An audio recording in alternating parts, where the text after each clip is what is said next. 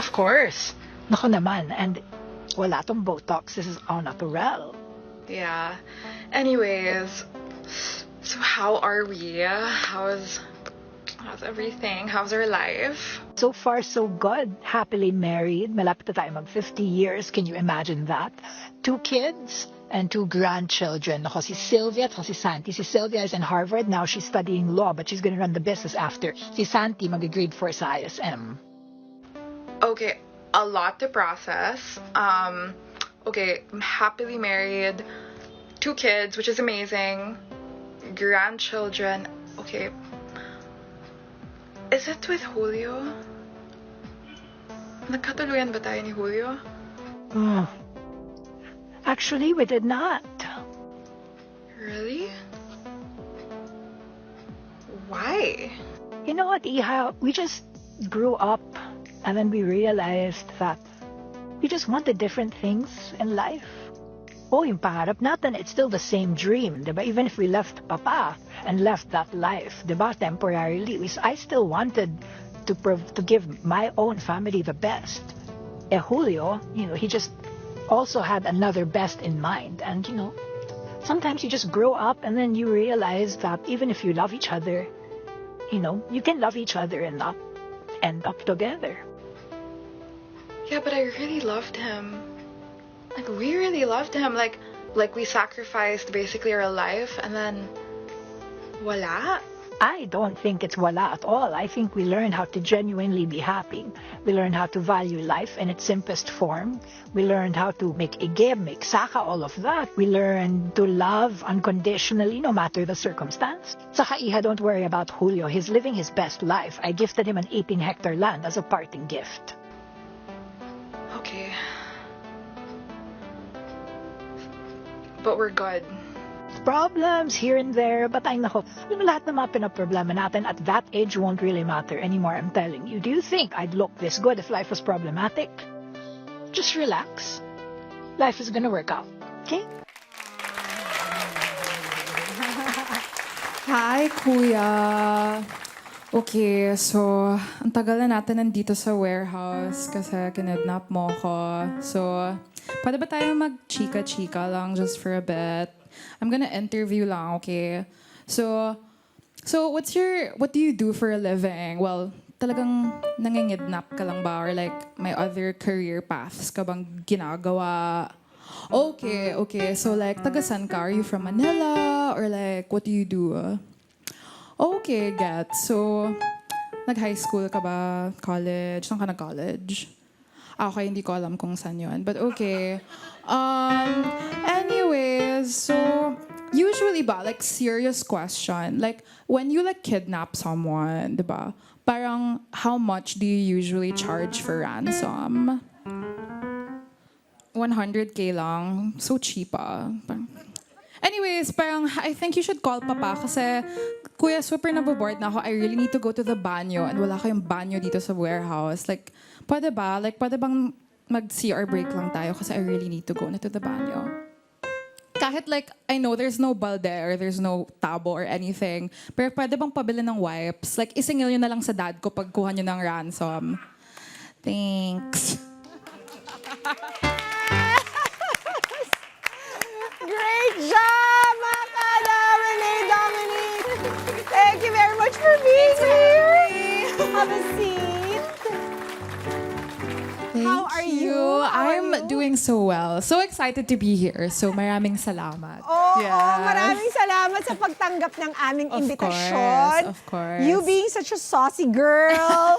I'm sure, buti naman at naimbitahan ka namin today. Syempre. Pero nakakatawa na, Reneé, kasi of all the characters that you could have thought of doing sa TikTok, bakit itong si rich saucy girl yung ginawa mo? Kasi parang may, alam mo, parang may negative connotation po agad kapag Englishera or parang barok magtagalog, parang they automatically judge you for that. Pero parang I wanted to show the audience na parang just because ganon, hindi naman ibig sabihin na they're bad people. And I want to show like the fun, mabait side of that, diba? And also just because ang dami ko po kasing friends who are like that, na very like they're the nicest people that I know.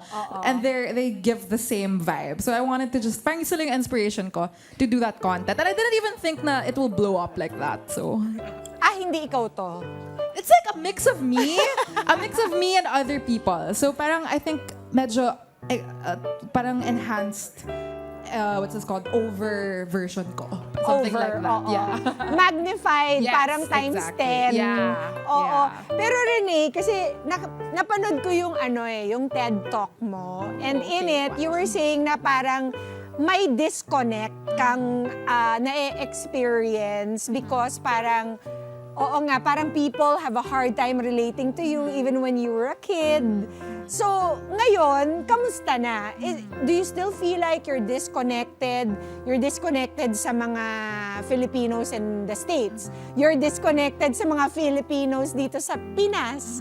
Ganun pa rin ba yung nararamdaman mo? I think to an extent, kasi now social media has become a tool for you to really express yourself and for people to really parang have, I guess, a glimpse of your life. And nakakatuwa kasi because of that, you get to meet people who have similar experiences. So I think I feel a lot more seen also. Pero sometimes I still feel like, parang may mga experiences ako na konti lang yung nakaka-relate, ganyan. Pero now, I don't see it as a hindrance or like parang it's a weakness for me. It's more of like, okay, there are a lot of things that are relatable, pero yung mga hindi relatable, I cherish it more kasi parang these are my own experiences. So, I guess I embrace the disconnect. Pero for the most part, I'm also happy nga kasi I get to meet people who have similar experiences. Similar. Yes. Ano ang nagiging reaksyon ng mga tao to your videos? Natutuwa sila. Actually, I didn't think nga po that like the whole saucy rich kid thing, I didn't think that it was gonna go viral.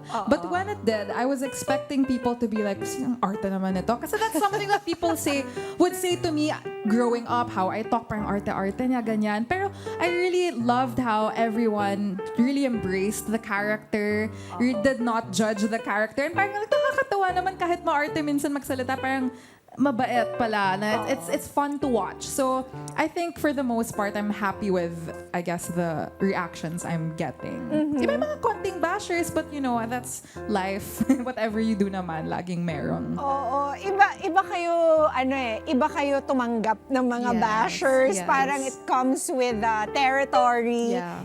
Hindi mo dinadamdam, Reneé, at any time. Sometimes, but I feel like they don't know you eh. Parang they just see a 15-second video of you and then they just judge you for that. So I think at the end of the day, parang kilala ba niya ako? Does she know my morals, my character? Is she, so she doesn't know or he doesn't know me. So sabi ko, why should I let that affect me? Pero minsan talagang nakakainis sometimes. Parang magigigil ka, you wanna reply, ganyan. Ay, salamat. You're Yes. still human. Yes, of course naman po. Pero syempre parang at the end of the day, is it worth it? Or i-diary ko na lang yung mga kinaiinisan ko.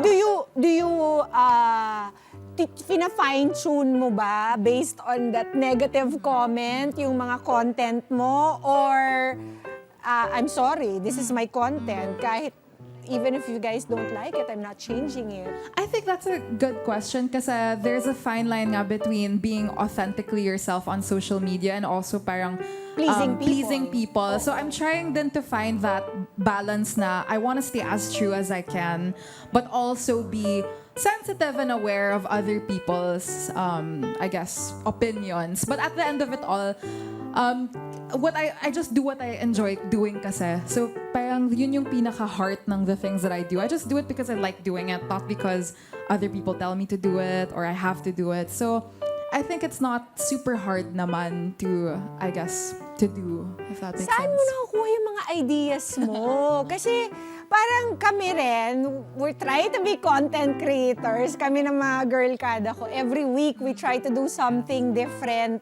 together. But nakaka-brain drain. I At saka, how often do you upload? How Just to often, keep yeah. your followers interested and para hindi sila bumitaw. Si Emma nga sinasabi sa akin, Miss P, hindi lang ako nag-upload ng 1 week, nabawasan na ako ng followers. I super feel that. Kasi sometimes I'm like that also. Minsan hindi talaga ako nakaka-upload all the time.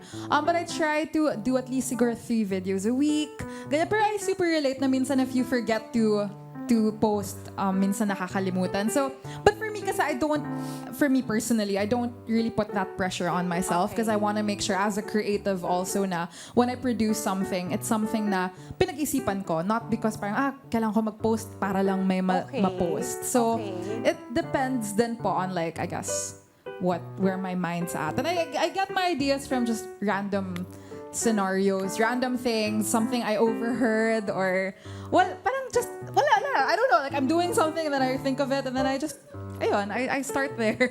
And then, do you have content na parang, lalo na yung sa'yo, no? Parang, you had an idea for it.